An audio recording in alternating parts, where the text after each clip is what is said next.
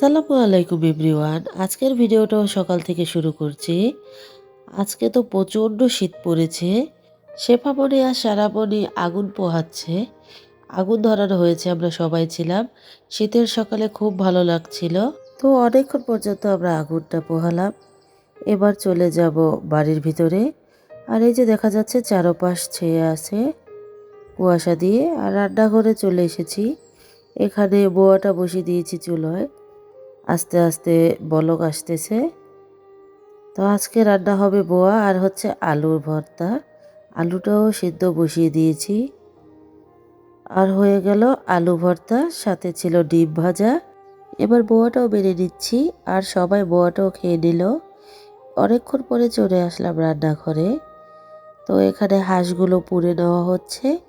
আজকে হাঁস রান্না করা হবে।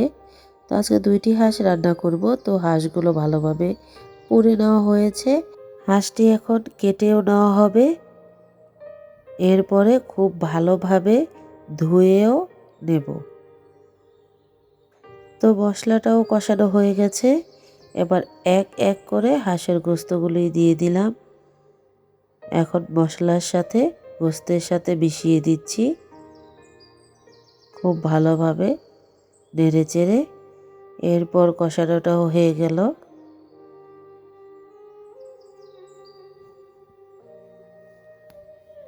তো হাঁসটি খুব সুন্দরভাবে কষানো হয়ে গেছে। এখন এর মধ্যে হাঁসের গোস্ত সেদ্ধ হওয়ার জন্য পানিটা দিয়ে দিচ্ছি। তো এখন পানির সাথেও ভালোভাবে মিশিয়ে নিলাম। তো ভালোভাবে মিশে গেছে, কিছুক্ষণ রেখে দিব। তো এখন গোস্তটা হয়ে এসেছে। এর মধ্যে ছাক বাটা দিয়ে দেব। তো ছাক বাটাটা অ্যাড করে নিচ্ছি। খুব ভালোভাবে মিশিয়ে নিচ্ছি, যাতে হাঁসের গোস্তটা আর একটু স্বাদ হয়। তো হয়ে গেছে আমার হাঁস বোনা। শীতের দিনের হাঁস বোনা তো খুবই মজার হয়। সাথে ছিল টমেটো সালাদ। তো আজকে দুপুরে এই মেনু ছিল টমেটো সালাদ, সাথে ছিল হাঁসের গোস্ত ভুনা। তো এখন দুপুরে ভাত খাওয়ার সময়, অনেকটাই শীত পড়েছে, তার জন্য একটু একটু করে ভিডিও করা হয়। ছোট্ট একটা ভিডিও নিয়ে আজকে হাজির হয়েছিলাম আপনাদের মাঝে। তো প্রথমেই সারামণিকে ভাত খাইয়ে দিচ্ছি, তারপর আমরা সবাই খাবো। ভাত খাওয়া শেষ হয়ে গেছে। এখন বিকেলে চলে এসেছি কলই শাক নিয়ে। আমরা তো সবাই বসে পড়েছি, কলই শাক বেছে নিচ্ছি। যেহেতু এখন শীতকাল, শীতের দিন খুবই ছোট হয়। তো শাকগুলি বেছে রাখবো, কালকে রান্না করব। এরপরে চলে এসেছি সন্ধ্যার পরে রান্নাঘরে। আমি ভেজে নিচ্ছি তেলের পিঠা।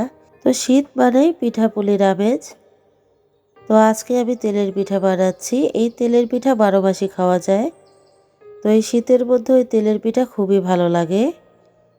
আর এই শীতের মধ্যে কাঁপতে কাঁপতে আজকে একটি ছোট্ট ভিডিও বানালাম।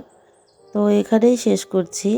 আমার ভিডিওটি যদি ভালো লাগে লাইক কমেন্ট শেয়ার করবেন, সাবস্ক্রাইব করবেন, বেশি বেশি কমেন্টস করবেন, আমার চ্যানেলের পাশে থাকবেন। আল্লাহ হাফেজ।